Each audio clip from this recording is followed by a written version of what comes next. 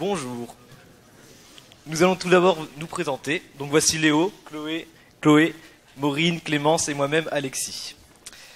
Donc nous allons vous présenter les travaux que nous avons effectués au laboratoire ISTO, l'Institut des sciences de la Terre d'Orléans.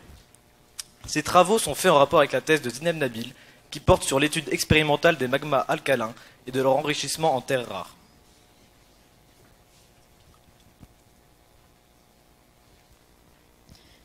Tout d'abord, nous allons vous présenter la structure de la Terre et de quoi elle est constituée.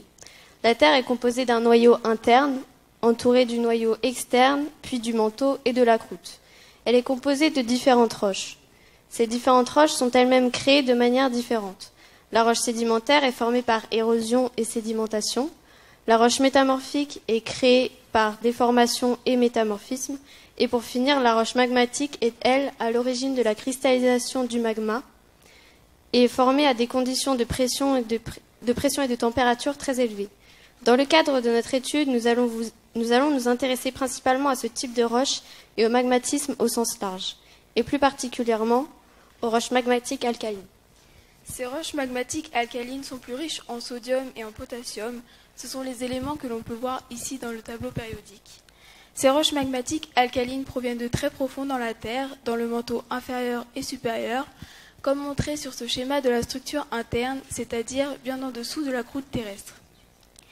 Les roches magmatiques alcalines sont décomposées en deux grandes familles, les magmas silicatés, riches en SiO2, comme ce complexe de roches magmatiques alcalines ici au Groenland, et les magmas carbonatés, aussi appelés carbonatites, très riches en CO2. Sur cette photo, on peut observer le seul volcan au monde à produire actuellement ces carbonatites. Ces magmas alcalins sont actuellement très étudiés car ils sont enrichis en terres rares. Et l'objectif de notre travail est d'étudier ces magmas en laboratoire en reproduisant leurs conditions de formation afin de mieux comprendre comment et pourquoi ces terres rares se concentrent dans ces magmas. Pour ce faire, un protocole expérimental a été mis en place. Tout d'abord, nous avons fabriqué, grâce au tour électrique, un bouchon qui est une partie de l'assemblage expérimental. Cet assemblage contient des capsules en métal dans lesquelles l'échantillon de magma alcalin est inséré. Ensuite, on procède aux expériences effectuées par Zineb Nabil. Ces expériences sont réalisées à haute température et haute pression afin de reproduire les conditions de formation des magmas alcalins. Une fois l'expérience terminée, les échantillons expérimentaux sont polis afin de les observer au microscope optique. Puis les échantillons sont observés au microscope électronique à balayage, MEB, car cet appareil est plus précis pour observer et caractériser les échantillons. Nous avons pu analyser plus précisément les échantillons à l'aide du MEB. Dans notre présentation, nous allons principalement étudier un échantillon formé à 8 kbar et 925 degrés. On peut observer dans cet échantillon le magma silicaté en coexistence avec le magma carbonaté. Des analyses au rayon X ont été effectuées sur chaque type de magma afin d'identifier les principaux constituants chimiques. Les spectres obtenus ont permis de distinguer les différents éléments chimiques en forte concentration.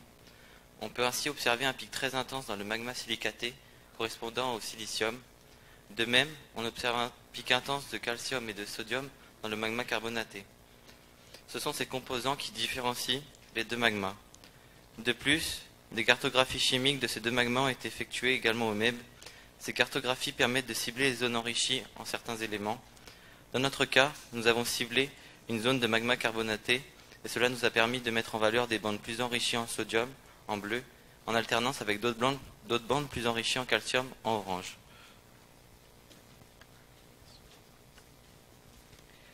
L'objectif de cette thèse est donc d'analyser les terres rares présentes dans le magma alcalin.